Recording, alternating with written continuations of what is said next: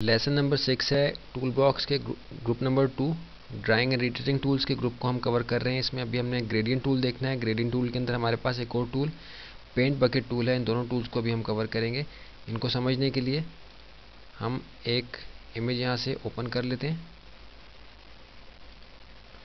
Thumbnail के ज़रिए से हमें इमेज के थंबनेल्स नज़र आ जाएंगे। निस्बतन छोटे साइज़ का इमेज हम यहाँ से लेते हैं ताकि हमें आसानी के साथ ग्रेडियंट अप्लाई करने में आसानी रहे, हम समझ सकें ग्रेडियंट किस तरीके से अप्लाई होता है। ये लेयर क्योंकि लॉक है इसलिए इस लेयर की एक डुप्लीकेट यहाँ बना लेंगे ताकि हम अप्लाई करके देख सकें ये किस तरीके से होगा।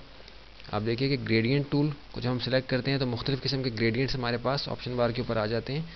इन ग्रेडियंट्स के ज़रिए से हम इनको अप्लाई करके देख सकते हैं कि किस तरीके से ये अप्लाई होगा हमारे इमेज के एरिया के ऊपर। अगर मैं इस लेयर के ऊपर अप्लाई करूँगा तो ये स्ट्रेट अवे सारी लेयर को कवर कर देगा। जैसे कि देखिए कि मैंने क्लिक किया तो ये स्टार्टिंग पॉइंट है, एंड पॉइंट पे लाके जहाँ भी मैं इसका एंड करना चाहूँ ग्रेडियंट का, जैसे अपने माउस के बटन को लेफ्ट बटन को रिलीज़ करूँगा तो ये ग्रेडियंट इस पर अप्लाई हो जाएगा। वो ग्रेडियंट अप्लाई हुआ है जो कि यहाँ से सेलेक्ट हुआ था। कंट्रोल Z के ज़रिए से इसको ख़त्म करते हैं।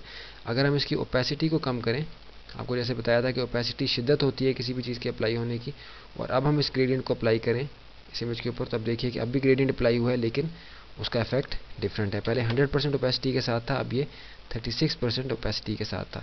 अगर इसका जो मोड है उसको चेंज करें, जैसे हम डार्कन को करें या हम सॉफ्ट लाइट को कर देते हैं, ग्रेडियंट अप्लाई करके देखते हैं। आप देखिए कि सॉफ्ट लाइट ऐसे जैसे कि सॉफ्ट लाइट इस एप्पल के ऊपर अप्लाई हुई है, कंट्रोल Z के ज़रिए से ख़त्म किया।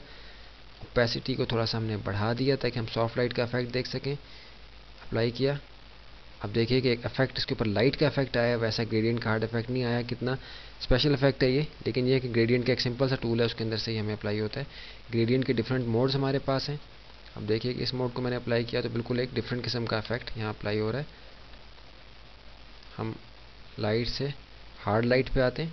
हार्ड लाइट का इफेक्ट अप्लाई करके हमने देखा, देखें कि हार्ड लाइट्स पे अप्लाई हो रही है ग्रेडियंट के उस मोड के अंदर जो कि यहाँ से हमने सेलेक्ट किया है। ख़त्म करके पहले मोड के ऊपर आते हैं, दोबारा से इसको यहाँ से अप्लाई करते हैं इसके ऊपर। अब देखिए कि हार्ड लाइट का इफेक्ट इसके ऊपर आ रहा है। इसी तरह डिफरेंट मोड्स को हम अप्लाई करके देख सकते हैं।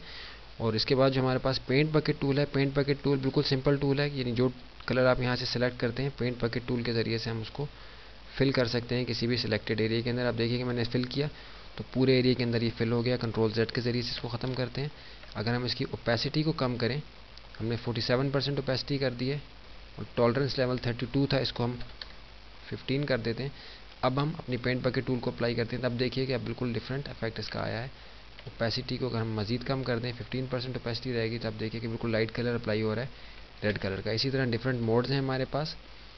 हम स्क्रीन मोड में या डार्कन मोड में, किसी भी मोड में हम इसको अप्लाई कर सकते हैं। हर मोड का एक डिफरेंट इफेक्ट जो है वो आता है हमारे इमेज के ऊपर। अब देखिए कि बिल्कुल हल्का सा अप्लाई हुआ है, बिल्कुल महसूस नहीं हो रहा। ओपेसिटी को हम फुल कर देते हैं।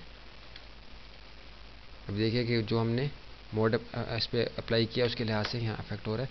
इन सारे मोड्स को आप चेंज करके देख सकते हैं। वेरिएशंस के अंदर बहुत ज़्यादा वेरिएशन है, इसलिए सारे को हम यहाँ कवर नहीं करेंगे। ये ऑप्शन बार के ऊपर ऑप्शंस को आप चेंज करके देख सकते हैं कि मज़ीद किस तरीके से हम अपने पेंट बकेट टूल को इस्तेमाल कर सकते हैं अपने इमेजेस के ऊपर। अब हम चलते हैं अपने अगले टूल की तरफ।